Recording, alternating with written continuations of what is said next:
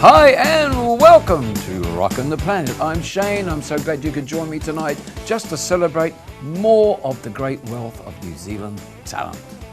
This week we have a real fun chat with a woman we call the trumpet diva, total talent, Edwina Thorne. And if I survive that, we will reacquaint ourselves with a legendary figure of New Zealand rock music, Zane Griff. But first, let's see who's been rocking the planet this week. Now, Elton John is in the firing line for sexual harassment. He strongly denies the charges from his disgruntled former security officer. He allegedly twisted the nipples of a security officer before calling him a gorgeous thing. And then he told him to take out his old Todger and show it to Uncle Elton. Meanwhile, Elton is back on the road supporting his latest album titled Wonderful Crazy Night, which has become a bestseller, breaking into the top 10 in the USA. Any day now, he opens a string of shows in Las Vegas until the end of April. Then it's off to Europe, which will keep him on stage until the end of 2016. And now to someone else who travels the globe with her golden trumpet, the lovely Edwina Thorne. Now, she's really a human dynamo. She never stops, and it's so good to have her here just for a few moments at Rockin' the Planet. How are you, Edwina? It's good to see you. Great to see you, sweetheart. You're looking fantastic. Oh. Love that red jacket. Yes, from Turkey, actually. Turkey? Yes. Another place you've been? Oh, many countries. Okay, now trumpets. We're all about trumpets, aren't we, really? Well, there's variations. There's the cornet, there's the flugelhorn. Yeah, but you are the diva of the I trumpet. have promoted myself as a trumpet diva. I've reinvented myself from being a school teacher and a mother and wife and all the things I went to after I came back from New York. Yeah. And now I've gone back to being an artiste, and as Paul Holmes, the late great Paul Holmes said, I'm a trumpet diva. Now I have to just set some years here. So you're in New York, what year? I left New Zealand in '79, did my degree at Berkeley in Boston, Berkeley College of Music. This is a big school of music. Oh, totally renowned.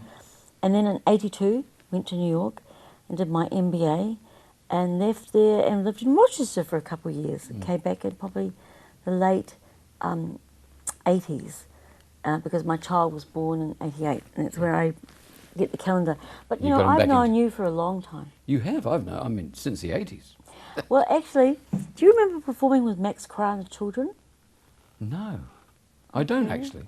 Max Cryer and the Children. I've worked with Max Cryer many times, so I was a child singer in that choir. You were in the... Yeah, from 12 to about 14 or 15, and that led me on to a very serious career in the trumpet, actually, because I was very short and young-looking and flat-chested and everything, and I was in that choir for a long time, and I really was like, oh my gosh, I want to do something serious, and I took up the trumpet vengeance as a result of that choir. And the money I earned, and from that TV show, Dario Max, helped me to go to America. Now, why the trumpet? I mean, you had guitars, pianos, you got so many instruments. What drew you to the trumpet? You don't know my family. No. I'm from a Salvation Army background. Oh, here we go. Gosh. Well, it could have been tambourine. Well, it's funny you say that, because that's exactly what they wanted me to play. Oh, they didn't have girls in the band back then, and because of that, I left the church and joined my mother's church. But my father was Lloyd Thorne, who had that radio program called Brass Bands on Parade, and he was also conductor of the National Band New Zealand. So I had a very formal upbringing of music, not just brass band, but we sang Grace in 3-part harmony. I hung out in the Salvation Army Church. It was a very glorious time, and I studied music furiously. In fact, I've discovered when I left school that was really the only thing I could do was be a musician. Are you still with the Salvation Army? No, I have another drink. Well, they do a great job, though, I must say. Salvation Army. I love my background. I love my childhood upbringing. But as I said to you, back in my age group, I didn't want to play the tambourine. They didn't leave girls in the band. And that led you to the trumpet. So when I went to Epsom Girls Grammar School, they said to my mother, oh, of course she's going to play cornet trumpet, because my father was legendary Lloyd Thorne, and my two brothers were champions of champion on the cornet. I was taught the piano to accompany them. Yeah. And I was like, of course I do. Mum was like, oh, because she didn't think it was a ladylike instrument. Incidentally, I've just come back from Dunedin and played in an all-female horn section, so it's like, oh Well, my then, God, everything's times have changed. Oh, look, I mean, It's great, you know. you didn't see many girls playing guitar out there, not electric guitars and Metallica and heavy metal, but these days they're all out there rocking, and it's great. And so you he's- went to Miles Davis' Yeah. funeral? I was fortunate enough to meet him. Oh, it's amazing that you met him. And I said I was from New Zealand. The first thing he said was, I like the All Blacks. Is that right? I remember There you I go, you actually had a went to New All Zealand Blacks touch. game when I came back to New Zealand. Did he ever come to New Zealand? He did. I was pregnant at the time with Kane, so it was, I could tell you the year. So that's 'cause when I you- judge everything by my births and pregnancies. 1988. Yeah, so when he came here, that's obviously when you met him. No. I met him in When you were in the States? In the States. He'd just come out from 10 or 8 years of cocaine abuse. And it was 79. I just moved to Boston to study, do my degree in music. And I heard, because my band or people I knew were at sound check, I went along to the sound check and went to the bathroom. I jumped up there and went, hello, I'm from New Zealand.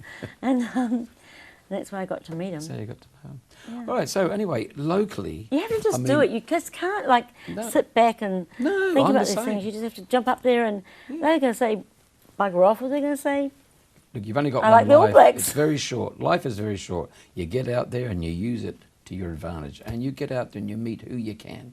And that's what you do. You're out there and you entertain everybody. Now, like I say, you perform all sorts of music. yeah. Okay. In New Zealand, do you find it difficult to sort of mix with, different musos over here?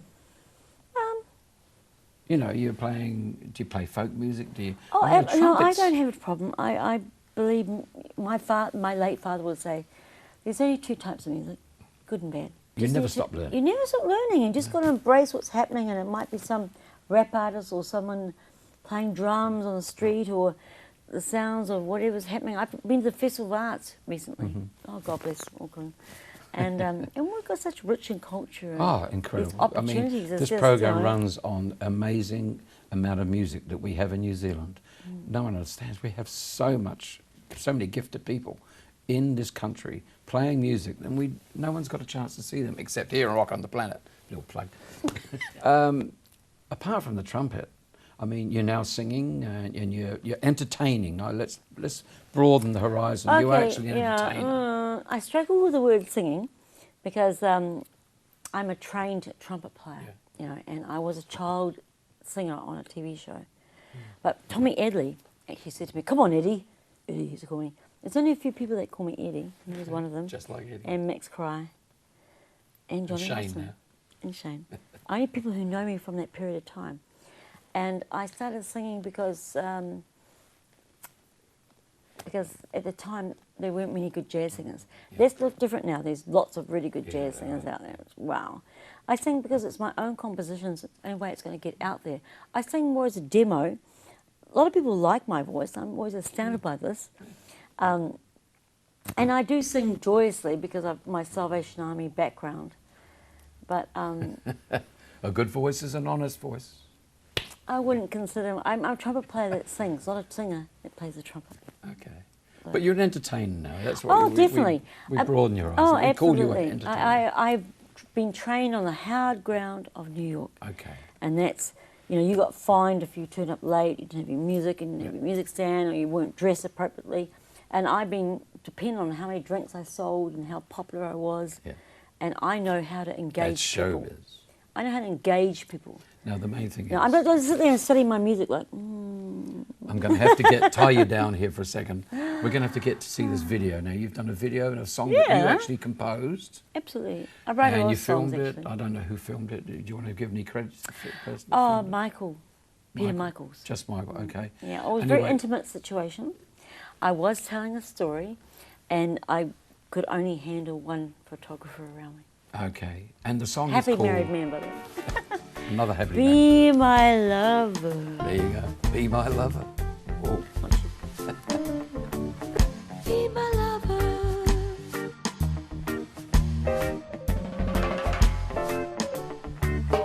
For another.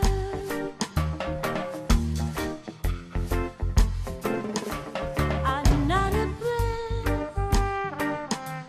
I still taste your kiss under the cover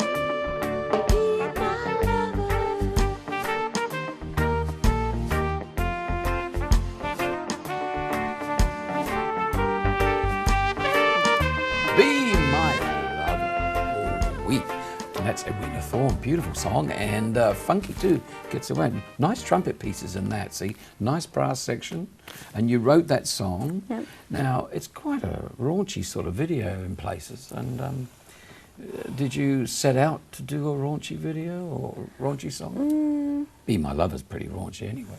Well, I guess it was always there that I was going to go to the edge. You know, when you have these ideas and they film it and everything, Yeah. but it doesn't always kind of match up. But when I first saw it, I was shocked. I was like, oh my Is God, oh my God, oh my God. But I played it to my sons, Yeah. and they said, go for it, Mum. That's all you need. And that's all I needed. I thought, well, you know, what do we have a problem with? Yeah. I'm not showing anything that you don't see at the Grammy Awards. Okay. Is it because I'm a mature woman? Or is it because Hey. I'm in New Zealand? Or is it because I'm a trumpet player? What is the problem? Don't try Or and is it in define my own Just mind? enjoy it. So I think that, you know, I think yoga and all the and healthy food I eat and my lifestyle, and if I am a very, you know, healthy looking woman. Well, Edwina, you And do my- look healthy, and I'm then, so pleased you to know? see you looking so healthy. And that's all that matters. And you're going to be with us for a long, long time, God willing. I don't think I'll be And, releasing a video again and soon. Maybe not another video like that, but keep releasing videos. I'll definitely be edgy. I'll be doing more cartoons and graphics and stuff. But that was telling a Keep story. writing songs. It's Seeing been you. fantastic of you. You know, Edwina. I love you so much. Edwina, just keep up the good work and keep taking New Zealand music to the world. Absolutely. Great having you, darling. Thank you. See you soon.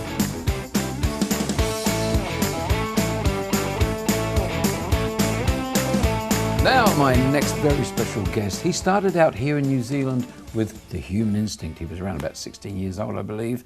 And he went on to England and the UK in the 70s, and he became part of the UK's new wave, the romantic scene in the 80s. And he's had a great career, and he's back here in New Zealand now, and I am so glad to welcome him back, Mr. Zane Griff. Hi, Shane. And It is thank you. fantastic that you don't know what a thrill for me it is. Oh, Really, thank you. I mean, I followed your career even in London. I saw your name up in lights in certain places. Zane Griff, your band and things Yeah, were I was playing around. pretty busy. The pub throughout circuit that where time. I was playing the same thing, and Yeah. it was an amazing scene, and that was in the 80s and 70s, Yeah. late 70s.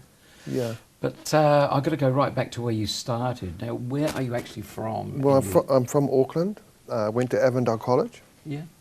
and had school bands and did the clubs, circuits here in Auckland, Yeah. and landed a gig in the Montmartre. Oh, And Montmartre, then we moved over to is it Hatchett's or Yeah, Molly Hatchett's. Hatchett's or whatever, and This is when you met the Greers. well, and the Greers all of a sudden turned up in town with the Instinct, and we shared the stage. So my little band, Madison Kate, was here, Yeah. and Human Instinct was there. So we would swap over Exactly. and go all night. Yeah. And Hour on, hour off, and all yeah. that sort of stuff. Yeah. and it was when Neil Edwards Was playing bass. he was playing bass for the Instinct, and for some reason he couldn't go down to Christchurch with the Greers, with the Human Instinct. Morris asked me to join the band, and I did. You didn't hesitate. I didn't hesitate. And you didn't look back because it was a wonderful combination. I remember that you joined, and you were only 16 at the time. I was just out of school. And, yeah. and you're out of school, and real cool. And, you- and straight down to Christchurch, leaving everyone behind, I guess. Yeah. It was kind of scary too. But also you would have seen, wow, this is what goes on. This is the rock scene. And Human Instinct were very popular at the time. This is Yeah, what year? huge following. What year was Oh this? yeah, what year? It was 72. 72. 72. So, yeah. And they'd already established themselves over They the were years. well known, and Yeah. they had a big following. So everywhere we went, those places were full throughout New Zealand. Yeah. So you went down to Christchurch and they stayed down there, then you come back to you with them. You Yeah. stayed with them for quite some years. 2 years. 2 I years. did, and I did 2 albums with them. Yeah. and the two big albums. The Hustler and Peg Leg. So anyway, then Inspiration, you must have been, what, you're 18 then? So have you decided just to go off to London Well, then? the thing was, Morris was always saying, you know, I'm taking the band back to London, and I couldn't wait any longer, so I went to London because he had mentored me so much. He'd helped me so much about with composing and writing music, and and I guess I just wanted to go and see the world. I just wanted to go for 6 months. Yeah. I did not realise it would be 10 years Yes, at the amazing. time, It but it goes was 6 fast. months.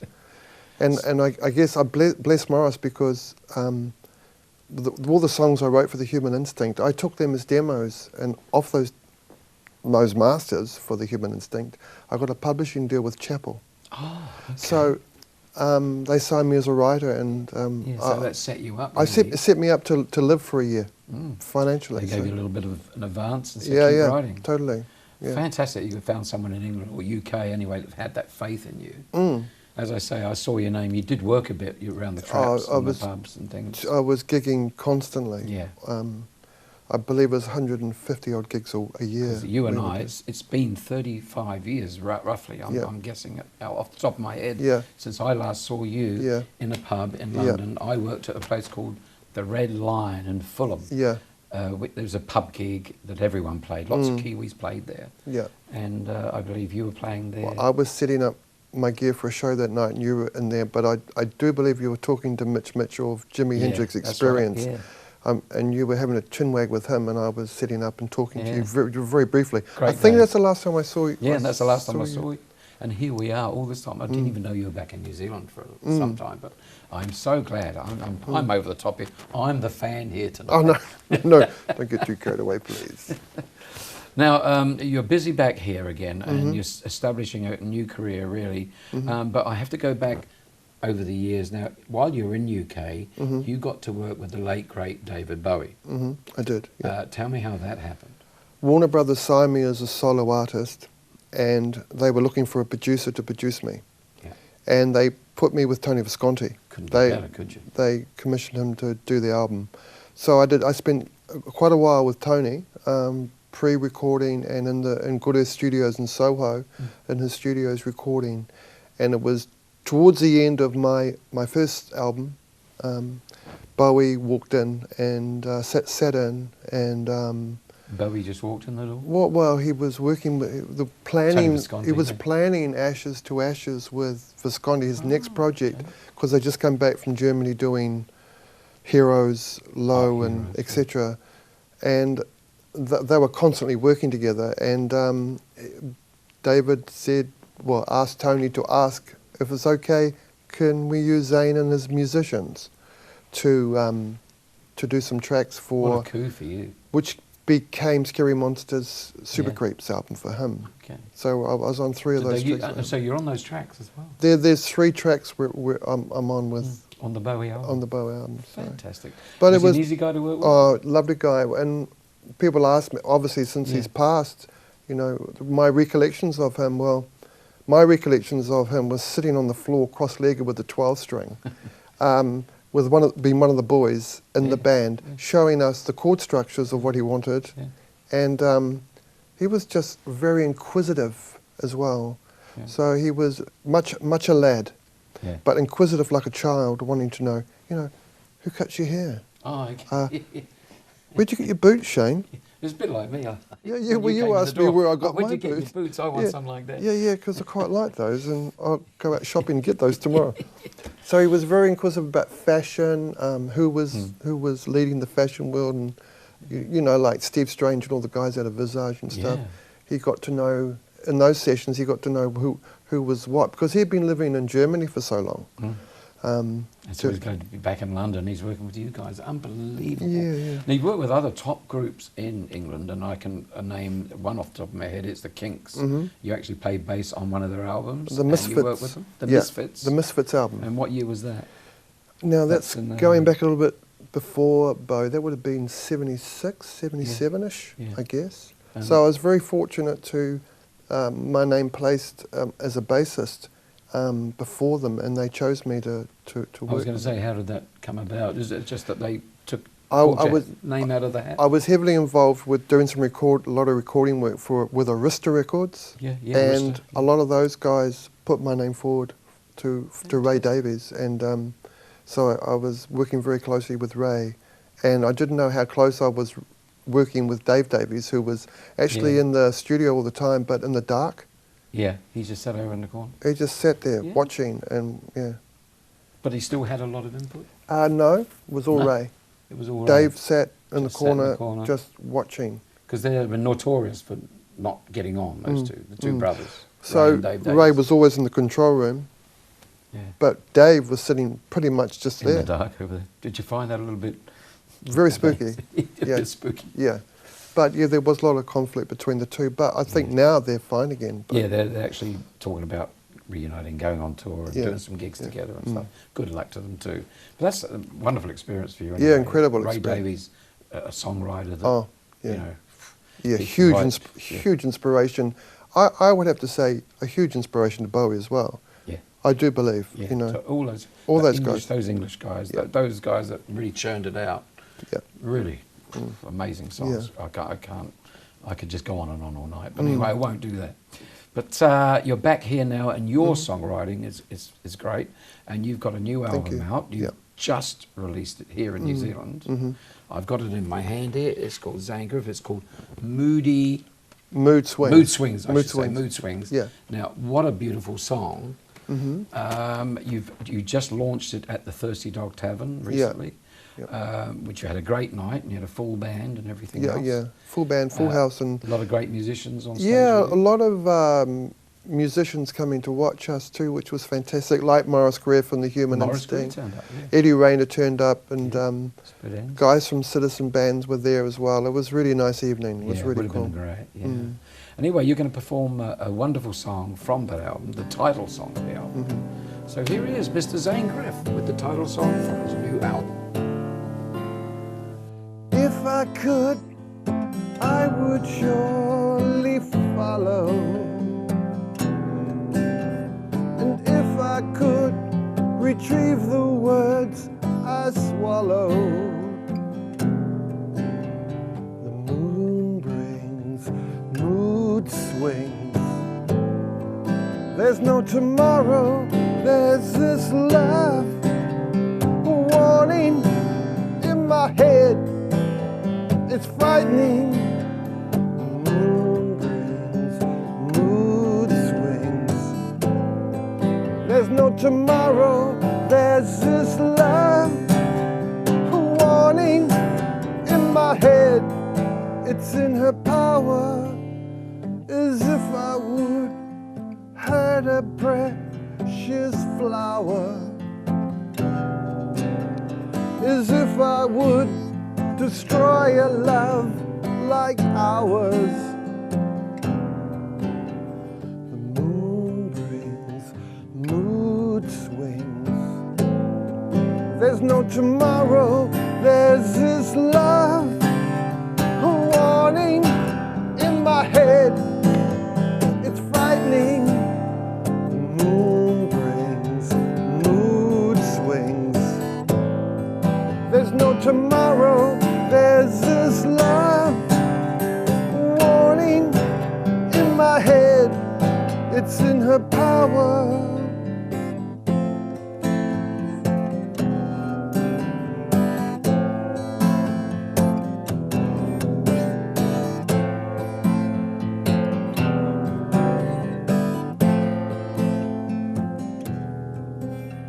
The moon brings mood swings. There's no tomorrow, there's this love warning in my head. It's frightening. The moon brings mood swings. Don't get excited in this dance. She is fooling with my head. It's in her power.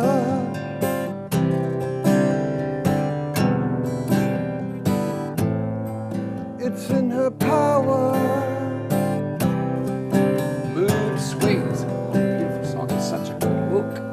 I It's in her songwriting's just... You're going great, man. Thank you. Thank you, Shane. You're very kind. I'm going to go and buy 5 copies of this myself. Go out and buy the CD. It's by Zane Griff, Mood Swings. You can't go wrong with that CD, I'm telling you. You're going to enjoy it for years to come. It really is a beautiful album.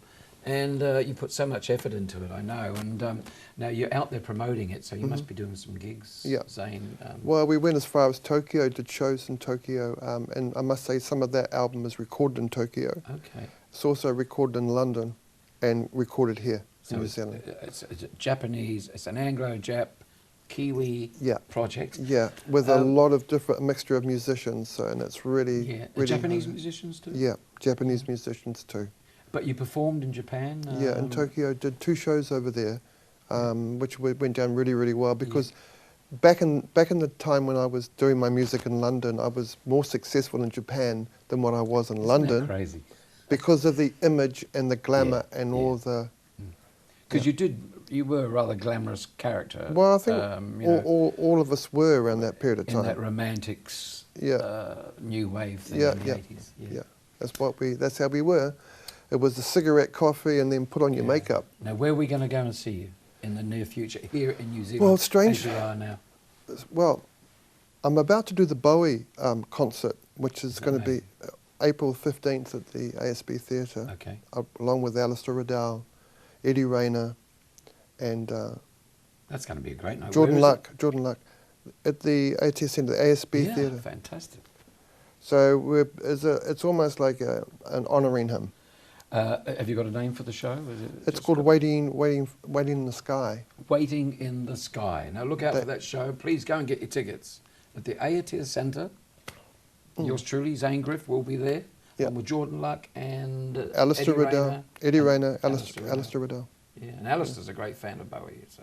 Oh, he totally, had to be there, He had to be there. And he had the glam rock thing going. He totally I must did. get him on the show. I keep trying to get in touch with him, but Well, he's I'll see him tomorrow and see him tomorrow and tell him he's got to next come week in. He's in. Anyway, it's been a pleasure tonight being here with you and my other special guest, Edwina Thorne. Zane, Thanks I want for to have having you me. back as soon as I can. There's so many things to talk about. We lots couldn't of things. squeeze it into such a short Lovely to format. see you again after all these years, Shane. I'm trying to get the show into an hour, format. But anyway, Yep. come back again soon. Best of luck with all your music. Thank you. How time flies when you're having fun. Well, it's that time. We've got to go. Thanks for joining me here on Rockin' the Planet. Until next week, I'll see you same time, same place next week. Until then, keep on rockin'.